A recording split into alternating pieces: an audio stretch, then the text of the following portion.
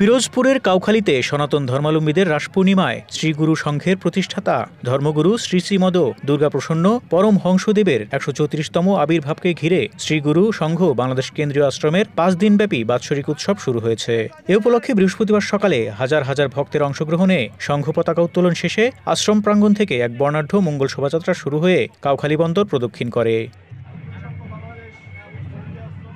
র্যালির নেতৃত্বে ছিলেন আশ্রমের কেন্দ্রীয় সভাপতি স্বামী জগন্নাথন্দ সরস্বতী এবং ভারপ্রাপ্ত সাধারণ সম্পাদক পরিতোষ মণ্ডল। এ সময় আরও উপস্থিত ছিলেন উপজেলা বিএনপির সভাপতি এস.এম. আহসান কবির, সাধারণ সম্পাদক এইচ.এম. দীন মোহাম্মদ, সাংগঠনিক সম্পাদক লিয়াকত তালুকদার, স্বেচ্ছাসেবক দলের সদস্য সচিব রাকিব তালুকদার প্রমুখ।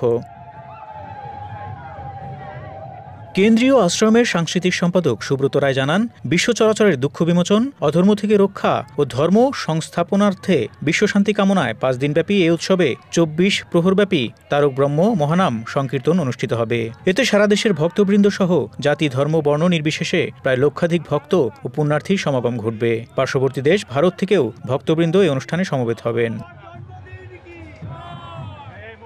১০ই নভেম্বর সমাপনী দিনের মহোৎসব কুঞ্জভঙ্গ, নগর কীর্তন ও পরিক্রমা এবং গুরু পূজা শেষে মহাপ্রসাদ বিতরণের মধ্য দিয়ে এ উৎসবের সমাপ্তি ঘটবে। উৎসব উপলক্ষে আশ্রম প্রাঙ্গণে বিশাল এলাকা জুড়ে বসেছে রাসমেলা। নাগরদোলা সহ রকমারি জিনিসের পসরা সাজিয়েছেন দোকানিরা।